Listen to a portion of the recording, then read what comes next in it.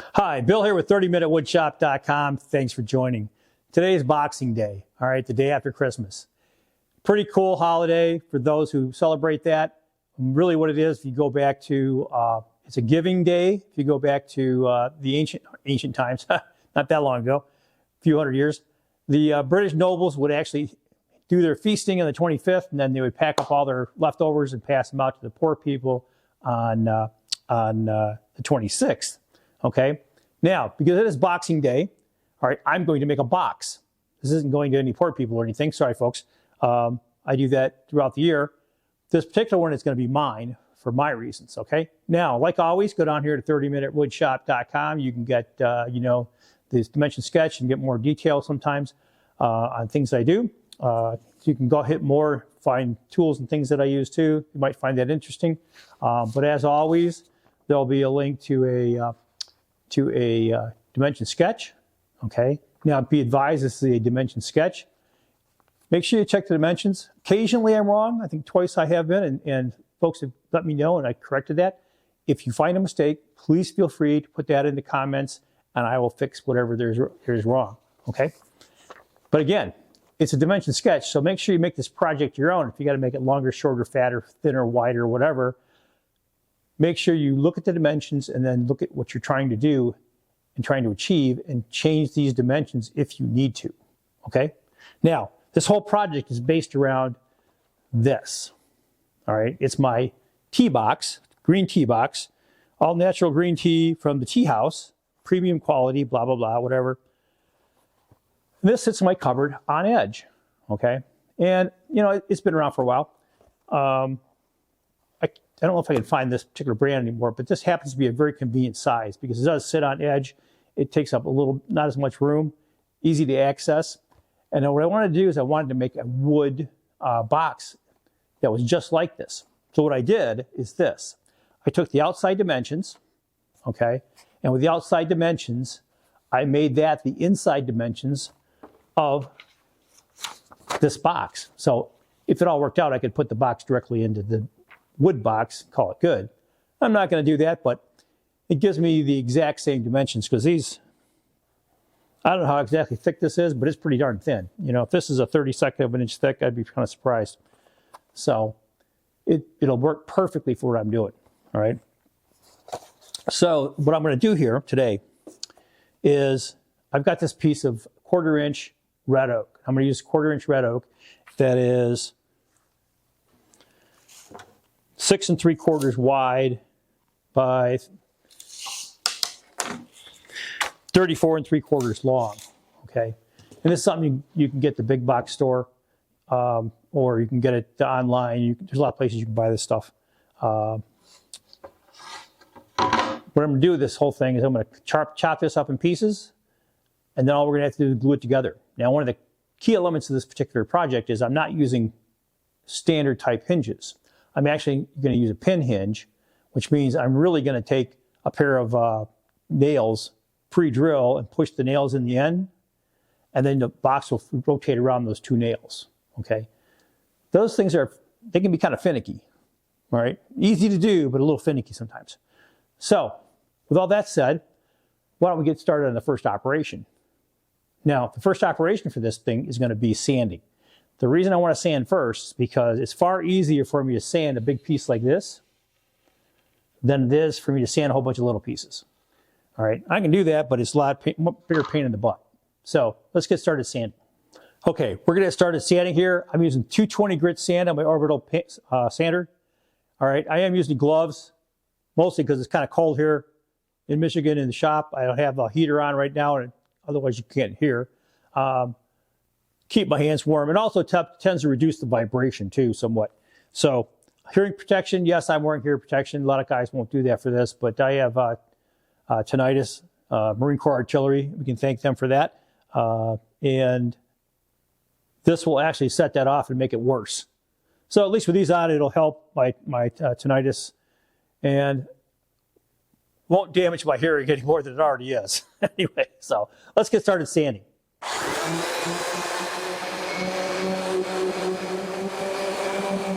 All right, here's why I'm doing this now, really.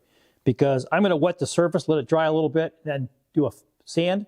which is going to do a little grain raising, and that'll take off all that extra grain. So when I put a finish on it, I'm going to spray on lacquer. That means there's fewer little hairs, little pieces of grain that are going to stick up. Okay, so let's add some water. Not too much. You want it to dry out pretty fast. The little bit of water's dried off, grain's raised. I'm moving over to 320 grit, and we'll resand this whole thing.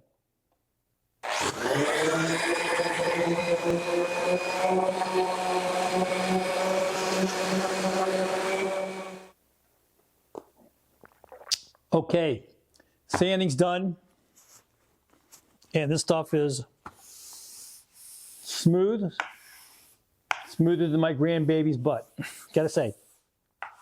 So we're ready to go over to the radial arm saw. We're going to chop these things into some pieces, and then we're going to go ahead and rip those into the correct width. Okay, let's go to the radial arm saw. Okay, as always, be sure you read and follow all the safety directions for any power tool. This happens to be a 1990s tool, so sometimes you have to go find those online if you're using older tools, but be sure you read through the directions and follow all the safety directions, okay? And then make sure you're always wearing the correct safety gear, right? I'm not an advocate of wearing gloves anytime I'm around power saws because it can cause problems. I know some guys do, but that's their call. But make sure hearing protection at a minimum, eye protection, absolutely. So if you got those two things, you'll be able to see and hear when you're an old man. All right, let's start cutting.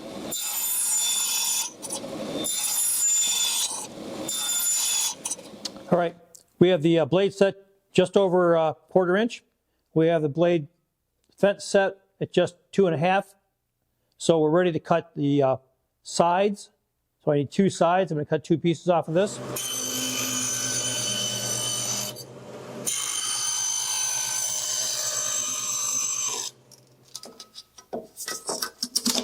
And we've reset to 2.25.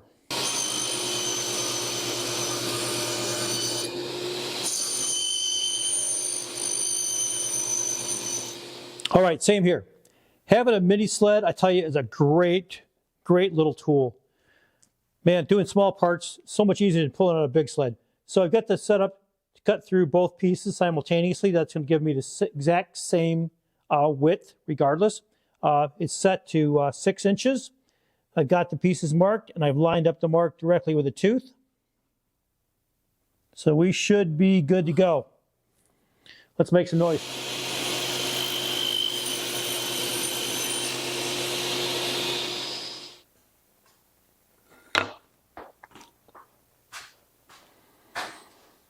So in case you hadn't guessed it, the power went out. So I'm going to be a little delayed. Well, we are back online. We've been through a ice storm, minor ice storm compared to some I've been out, but a minor ice storm took out the power for a while, came back on, took it out again. Then it rained for about 10 hours, and then the temperature got up to 50 degrees.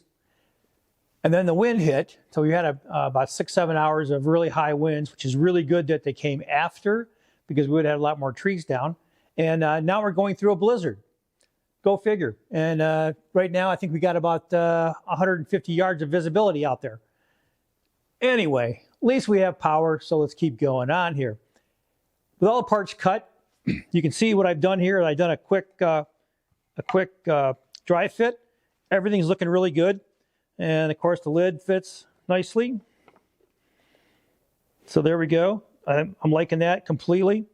And all we need to do is do some a little bit of glue up here. And then what I'm going to do is I'm going to start working on putting the pins in for the lid. Okay? So let's do some gluing. This project's only held together with glue. So I got to make sure I put glue in all the right spots. And basically I'm going to put glue along the bottom. If it comes out of my, there it comes. And I'm trying not to put too much glue on because I don't want a lot of squeeze out, but I have to have enough so that it sticks together.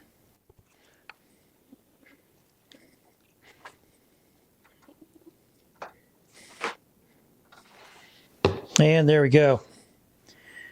And we'll just set everything up. Do a quick little rub joint there.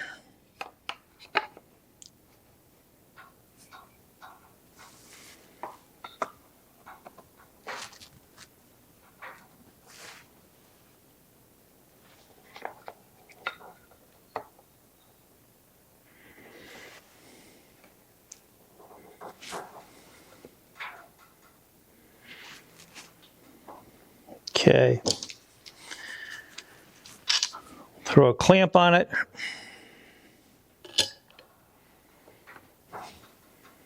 Now, we're good to go.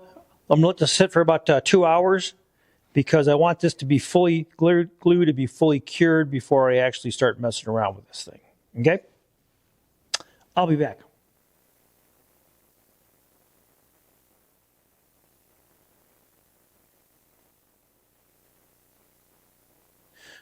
So I have this Stanley drill. This thing comes in super handy for things like this. I have a small wire drill in here. This wire drill is set up for these particular brads. Now all I'm going to do is put these 3/4 inch brads, drill a hole, put the 3/4 inch brads in it, and that's going to be my hinge pivot. But I want to pre-drill these, one, so I don't split the wood here, but also so that I can pull them in and out so I can adjust the lid before I make it permanent. So, and there we go. You don't need these kind of drills often, but I tell you what, wow, egg beater drills are phenomenal. I got like 3 of them. The other ones are ancient. That one's just vintage.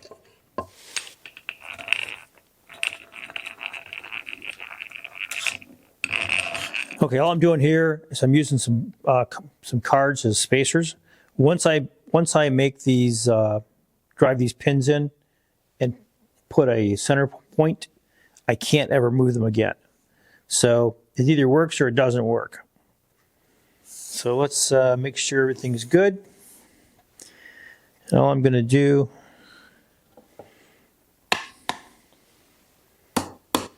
that should be it. Let's see if this thing works. And there we go. Perfect. Go back here real quick. All right, so sweet. Looks good. So we're almost done. I got to do a little trimming. I do a little trimming down here. Cut this off. I think I might leave a little bit of a tab to keep it, just to make it as a little handle. So I'll cut it out here maybe like that. And then we'll put some finish on this. Okay? Sounds good. Okay, so I agonized over what kind of finish to put on this box. And really what I decided on here was a wax and oil finish. So this is a beeswax and oil finish that I make for myself. It actually smells pretty good. It smells that honey smell. But you can see how nicely that wax and oil darkened this thing up. So I think we're ready. And by the way, a lacquer would do just as well. And the same with a varnish if you wanted to do a varnish on this. Both are food safe. You don't have to worry about them. But I just kind of like the idea of having a wax and oil finish on this. By the way, this is the same stuff that I use for all my cutting boards.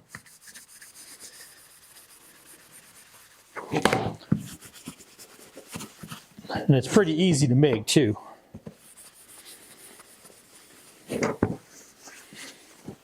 And there we go.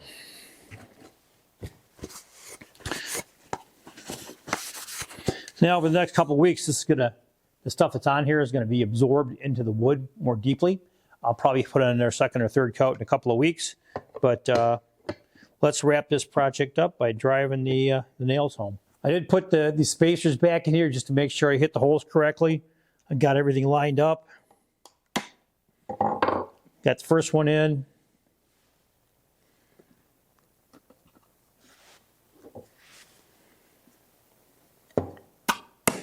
Second one in, just to make sure.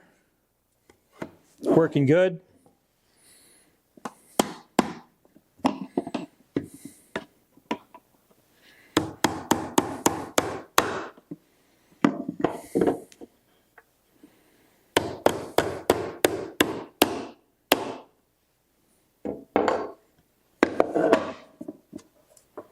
Sweet. Wow, what a fun and easy project to do. Turned out to be an absolutely amazing project. I really like this.